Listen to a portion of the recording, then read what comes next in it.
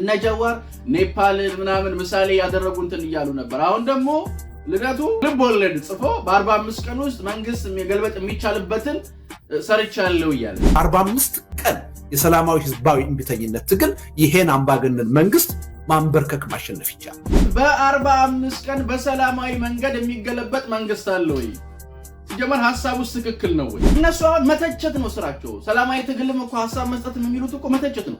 ገበታ በላ ሀገርን መተቸት፣ ኮሪደርን መተቸት፣ የሆነ ነገር እናደርጋለን ብለው ይናገሩና እንደማያደርጉት ያውቃሉ። እናደርጋለን ባሉባት ቅስፈት የሚያስቡት ለምን እንዳልተሳካ ለህዝብ የሚነግሩትን ምክንያት ነው። ፋኖ ከሻቢያና ከህወሓት ጋር ከተሰለፈ የአባቶቹ ልጅ ሆነ ማለት ነው አለ። ሲጀመር ፋኖ ከህወሓትና ከሻቢያ ጋር አይሰለፍም፣ ከኋላ ነው የሚሆነው። ማን አድርሶት ከጎን መሰለፍማ? ከህወሓትና ከሻቢያ ጋር መሰለፍ አሸባሪነት ነው። አንተ ይህን ንግግር ስትናገር እውነት የነ በላይ ዘለቀ አጽም ይታዘባል፣ የነ ራስ አሊ አጽም ይታዘባል። በኤርትራ አንድ ገራሚ ህግ ወጥቷል። አንድ ወንድ 3 ሴት ማግባት ይችላል አሉ። ማን ሻቢያ አንድ ወንድ ለ3 ሴት አጋብቶ ምናምን ቢወልዱ ቢዋለዱ ላሰበው ጦርነት የሚደርሱለት አይመስልኝም። እናንተ ከኢትዮጵያ ስንት ነገር መማር ያለበትን ሰውዬ ትግል ከሱ ተምራችሁ ቁልቁል ትሄዳላችሁ። ሰላም ጤና ይስጥልን ውድ ዮሐንስ ኮርነር ቤተሰቦች እንዴት አላችሁ? አላችሁ ወይ? አለን እኛ ዮሐንስ ኮርነር ዛሬም ሰዓትና ጊዜውን ጠብቆ ወደ እናንተ መድረሱን ጀምሯል። ዛሬም በቆይታችን አበይት ፖለቲካዊ ጉዳዮችን፣ አሁናዊ ክስተቶችን፣ ቀጠናዊ ሁነቶችን በራሳችን ቋንቋ በራሳችን መንገድ እንመለከታለን። ዮሐንስ ኮርነር ላይክ፣ ሼር፣ ሰብስክራይብ አድርጋችሁ ብትጀምሩ የበለጠ እንድንሰፋ የበለጠ እንድንተልቅ ያግዘናልና እሱ እንድታደርጉልን ጠይቄ ነው የምጀምረው። ወደ ተለያዩ የቴሌግራም ግሩፖች ሼር ብታደርጉትም የበለጠ ይዳረሳልና ቪዲዮዎቻችን እሱን ጠይቄ እጀምራለሁኝ። ዛሬ በቆይታችን ጉድ ነው የምንለው የዛሬው የጉድ ነው የሚያስብሉ ጉዳዮችን ነው የምንመለከተው።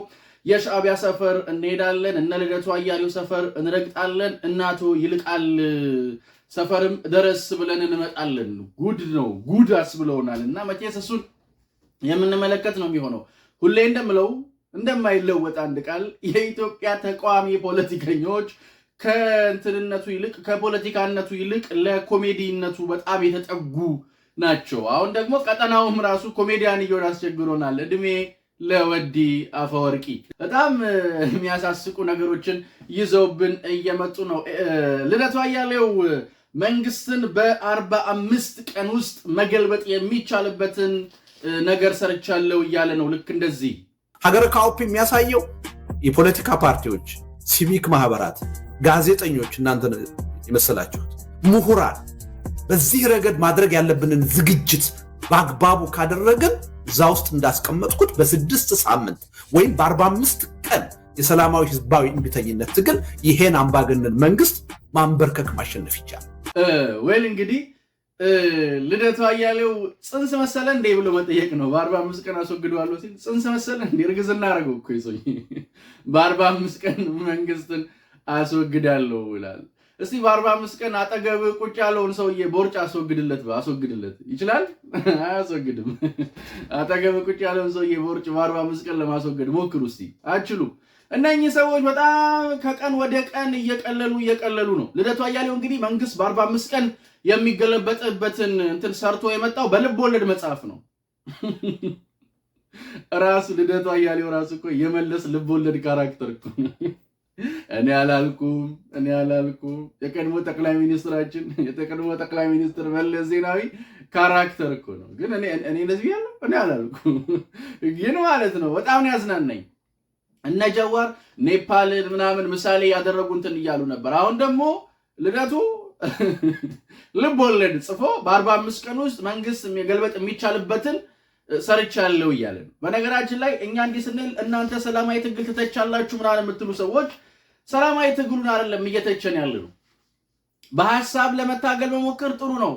አቶ ልደቱ እንደሚሉት ናቸው ወይ ሌላ ጉዳይ ሆኖ ሳለ ማለት ነው። ግን በ45 ቀን በሰላማዊ መንገድ የሚገለበጥ መንግስት አለ ወይ? ሲጀመር ሐሳቡ ትክክል ነው ወይ? ከዚህ ሀገር አንድ በጣም ያስቀኝ ነገር አለ። አሁን ፋኖ ከ3 ሳምንት በኋላ ከወር በኋላ በመስከረም በክረምት ምናምን አልገባም የሆነ ነገር እናደርጋለን ብለው ይናገሩና እንደማያደርጉት ያውቃሉ። እናደርጋለን ባሉባት ቅስፈት የሚያስቡት ለምን እንዳልተሳካ ለህዝብ የሚነግሩትን ምክንያት ነው። የሆነ ነገር እናደርጋለን ይላሉ። አያደርጉም። ለምን እንዳልተሳካ እንትን ብለው ይመጣሉ። አሁን የነ ልደቱ አያሌው አካሄድ ድሮ እነ አንዳርጋቸው ጽጌ ኢህአዴግን እንገለብጣለን ብለው $500 ሰርቲፊኬት ለዲያስፖራ ሸጠው ነበር። እነሱ ህወሓት እዚህ ገለብጡ ተከትሏቸው ሀገር ቤት የሚገባ ማለት ነው።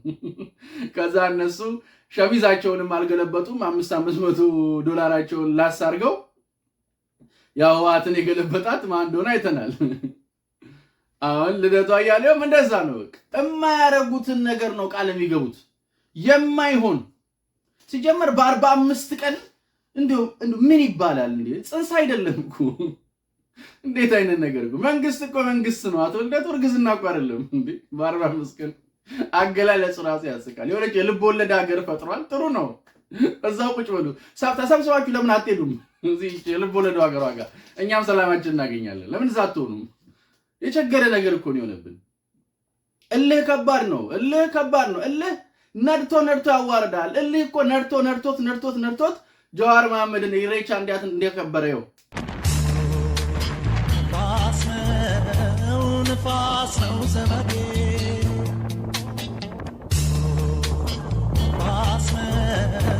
ንፋስ ነው ዘመዴ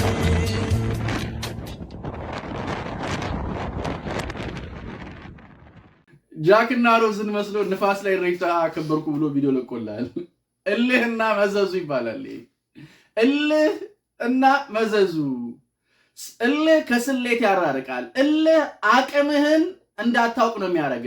ጀዋርን እልህ ከሌላ አቅም ጋር አለኝ ብሎ ከማመን ጋር ተዳብረው ይሄው በስተመጨረሻ ጃክና ሮዝን አደረገው።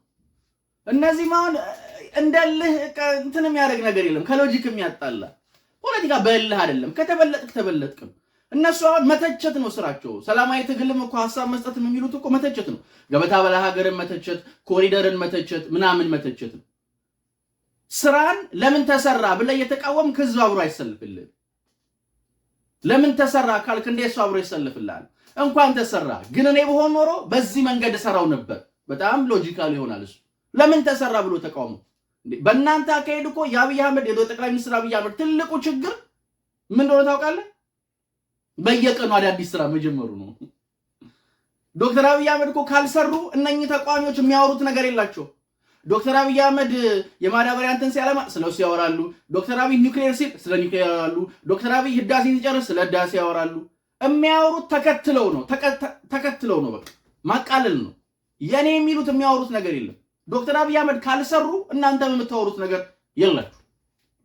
እሱን ማስመር በጣም አስፈላጊ ችግር ነው። በእናንተ አካሄድ ያቢ ትልቁ ችግር በየቀኑ ስራ መስራት።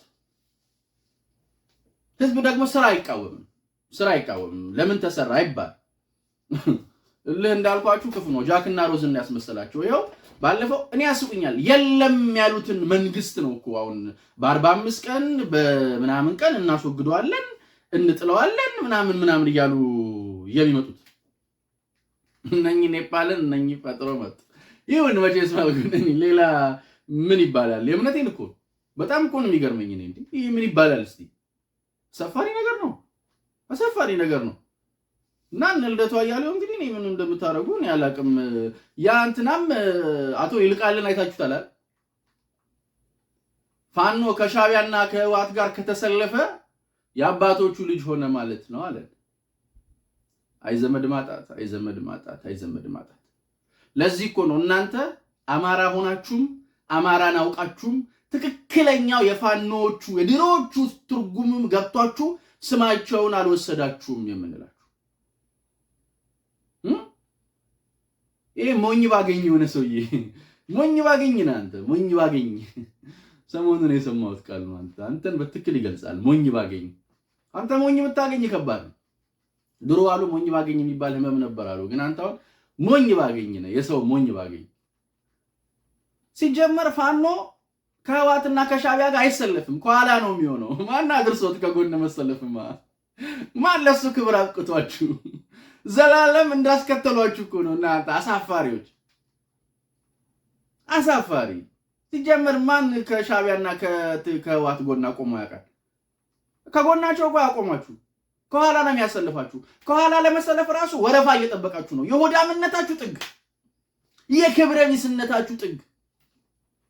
አንተ ይህን ንግግር ስትናገር እውነት የነ በላይ ዘለቀ አጽም ይታዘባል፣ የነ ራስ አሊ አጽም ይታዘባል። ትክክል አለ። ምን አይነት ሰው ናንተ? የነ አፄ ቴዎድሮስ አጽም ይታዘባል። በጣም ይደብራል። እንደዚህ አይባል። የአባቶቹ ልጅ ሆነ ማለት ነው። እናንተ የምትሉት አማራ እንደናንተ አይደለም። እንደናንተ አይደለም። ባይዘይ በትክክልም ይሄ እናንተ አሁን ያኛው ትልቁን በታሪክ የምናውቀውን ፋኖ አይደለም። ይሄ አሁን እናንተ የምትመሩት ይሄ አሁን ያለው አሸባሪው ፋኖ አባቶቹ ማን እንደሆነ ነገርከን። ልክ ነህ። ከፋኖና ከማነው ስሙ ከህወሓትና ከሻቢያ ጋር መሰለፍ አሸባሪነት ነው፣ ባንዳነት ነው። የአባቶቹ ልጅነት አይደለም። እሱ የአባቶቹ ልጅ ከተባለ ደግሞ አባቶች ሻቢያና ህወሓት ናቸው ማለት ነው። ከዚህ ህዝብ ትከሻ ላይ ውረድ፣ አዘዝኩ፣ ውረድ ብያለሁ።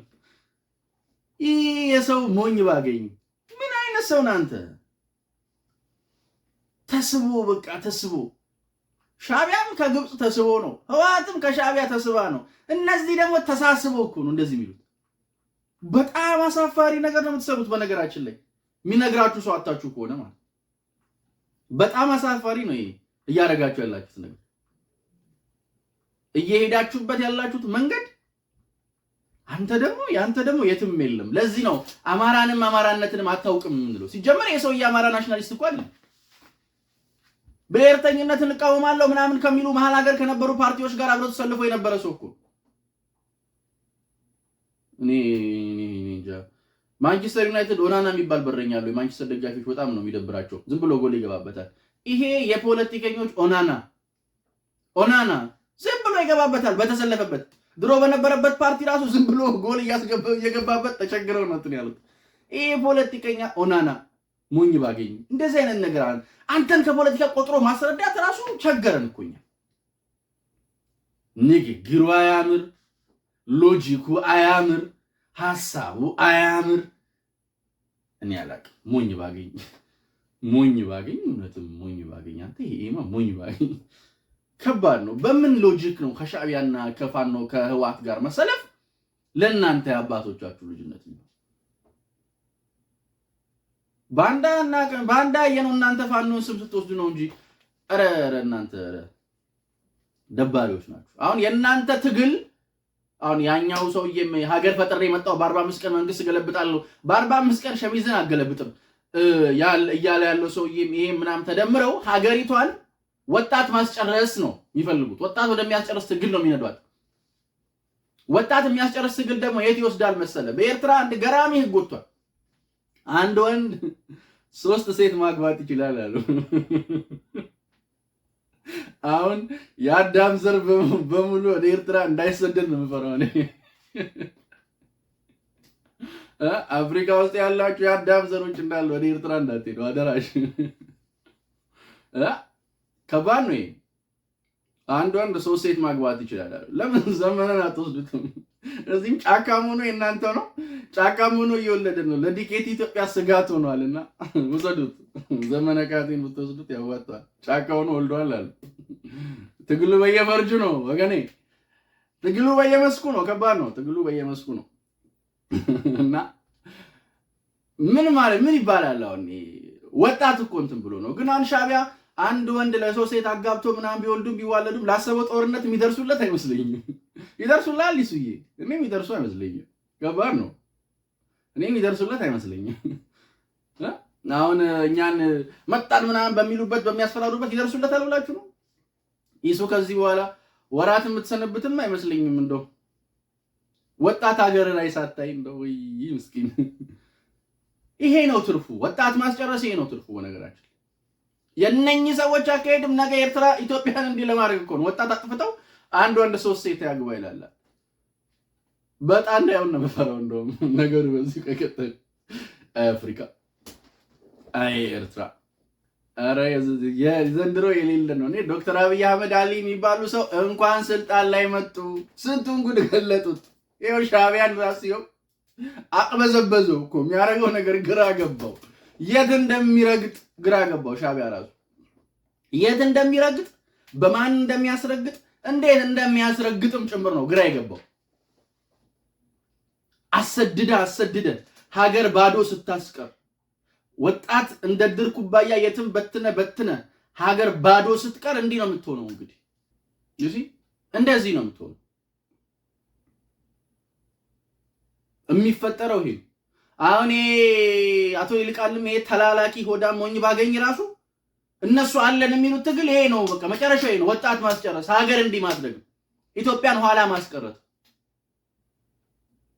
እናንተ ከኢትዮጵያ ስንት ነገር መማር ያለበትን ሰውዬ ትግል ከሱ ተምራችሁ ቁልቁል ትሄዳላችሁ። እስቲ እኔ እንደውም ሰብሰብ ብላችሁ ለምን ልደት ወደ ፈጠራት ልቦለድ ሀገር አትሄዱም? ካልሆነ አይሻል? እዛ በ45 ቀን መንግስት ይወድቃል። እዛ መንግስት ጽንስ ነው፣ እንደፈለጋችሁ ይገለበጣል። ችግር የለውም። በ45 ቀን ውስጥ ይገለበጥላችኋል። አንተ ልጅ ምንድነው ዛሬ ጽንስ የምትለው? ፖለቲካ ሚድዋይፈር ያረከው እንዴ እንዳትሉኝ ብቻ።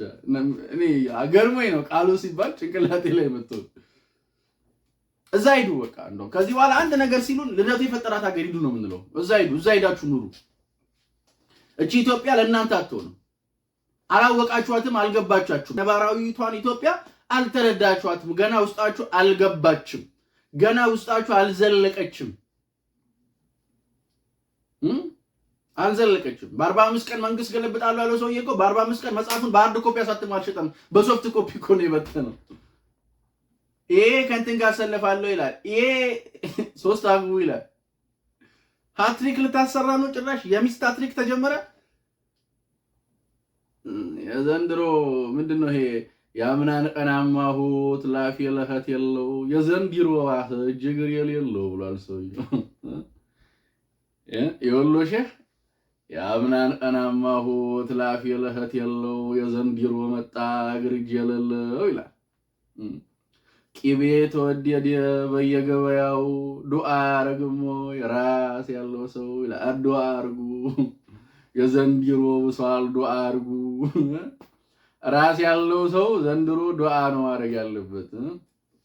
እንደዚህ ልቆ አገላለጻቸው የወሎ ሼህ ኢቤት ወደድ በየገበያው ዱዓ ያረግሞ የራስ ያለው ሰው አባይ ጣና ሞልቶ ያልፋል የተመቸው የሚመጣውን ቀን ጭርሱን አይቼው ይላል። ይሁን እስቲ አይ እናየዋለን። የሚመጣውን ቀን ጨርሰን እናየዋለን። እነኚህ ሰዎች ከጥይት የተረፍነውን በሳቅ ሊገሉን ነው። ከሳቅም ከተረፍን የሚመጣውን ዓመት እናየዋለን። ብቻ ግን ሰብሰብ ጠቅለል አድርገን ስናየው እንግዲህ እንደዚህ ናቸው ሰዎቹ። መንገዳቸው ይሄ ነው፣ አቅጣጫቸው ይሄ ነው፣ ጎዳናቸው ይሄ ነው። እረብ ያለው ጠብ የሚል ፖለቲካ አይሰሩም። እኩል መሰለፍ፣ እኩል መቆም፣ እኩል መታየት የሚባል ነገር የለም። እንዲህ ናቸው። እነኚህን ከ4 ኪሎ መንግስት ጋር ለማስተያየት መሞከር አይቻልም። ስለማይሆን እኮ ነው። በጣም ነው እኮ ዲቪዚዮናቸው የተለያየው እና ይህን ጉዳይ ከግምት ውስጥ ያስገባ ስሌት ነው መሰላት ያለበት። ይህን ጉዳይ ከግምት ውስጥ ያስገባ ድምርና ቅነሳ ነው የሚያስፈልገውም የሚያሻውም። ይህን ጉዳይ በደንብ አስቡበት። ብታስቡበት የተሻለ ነው ባይነኝ። እኔ እንደው ጠቅለል አድርጌ ስናነሳው ማለት ነው። እንደው ሰኞም ነው ዛሬ፣ ሳምንቱ የሥራ ቀን መጀመሪያም ነው። እንዲህ ቀለል አድርገን እንጀምረው ብለንም ነው እንግዲህ በእንዲህ አይነት ጉዳይ ዛሬ የመጣ ነው። እንግዲህ መታዘብ ነው። አንዳንዴ መታዘብ ጥሩ ነው ለማለት ነው። እኔ ግን ሁሌም እንደምለው እንደማይለወጥ አንድና ውድ ቃል፣ አዲስ ትውልድ አዲስ ተስፋ። ሁሉም ጥሩ ይሆናል፣ ሁሉም በጎ ይሆናል፣ ሁሉም ሸጋ ይሆናል። እኔና እናንተ ሀገርም እንደ ልማዷ ታሸንፋለች፣ እንደ ልማዷ ድል ታደርጋለች፣ እንደ ልማዷ ከፍ ትላለች። ዮሐንስ ኮርነርን ላይክ፣ ሼር፣ ሰብስክራይብ ማድረግ እንዳይረሳ። ደግሜ እላለሁ ፈጣሪ ኢትዮጵያና ሕዝቦቿን አብዝቶ ይባርክ። እኔና እናንተ ሀገር እንደ ልማዷ ታሸንፋለች። ውድ ዮሐንስ ኮርነር ቤተሰቦች ቸር ቆዩን። የነገ ሰው ይበለን። ቺርስ